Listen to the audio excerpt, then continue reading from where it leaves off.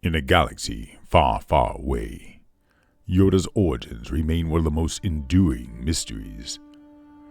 Born nearly 900 years before the fall of the Republic, Yoda was one of the oldest and wisest Jedi to ever serve the Order. But for all his wisdom, the origins of his species are shrouded in secrecy, his homeworld hidden, and the knowledge of his kind's history erased from the annals of galactic records. What we do know is that Yoda's species has been tied to the Jedi for millennia. Even as far back as the time of Star Wars: The Old Republic, members of the Yoda species appeared in prominent Jedi Master roles. This suggests that his kind may have a long-standing relationship with the Force and the Jedi Order itself. From the ancient days of the Sith Wars to the final days of the Republic, Yoda's kind seem to have been a constant presence, quite rare, but immensely powerful. It is here within the mystery of their species that an intriguing theory arises. Could it be that Yoda and Yaddle, both Jedi Masters and only known members of their species within the Jedi Order during their prequel era, made the conscious decision to create Grogu? The secrecy surrounding their species, combined with their deep connection to the Jedi, leads one to wonder whether Grogu's existence was planned in order to continue their ancient lineage.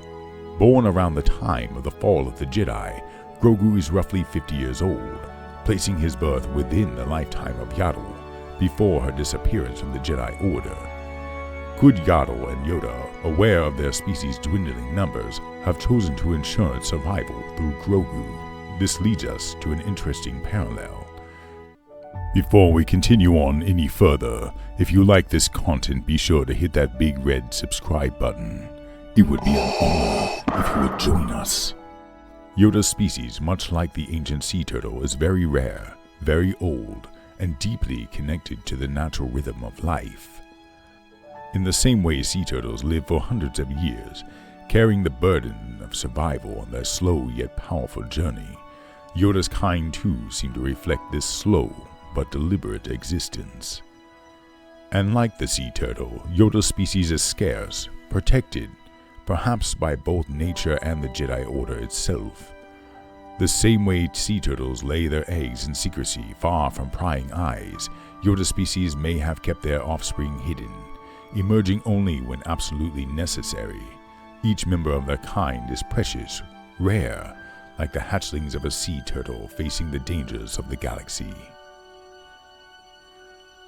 Despite his ancient appearance and slow movements, Yoda, like the sea turtle, could summon immense power when necessary. His frail exterior masked an extraordinary connection to the Force, which he wielded with precision and purpose. Yoda's wisdom wasn't born overnight. It came from centuries of observing the galaxy, learning from both its light and its darkness. In his 900 years, Yoda witnessed the rise and the fall of the Empire.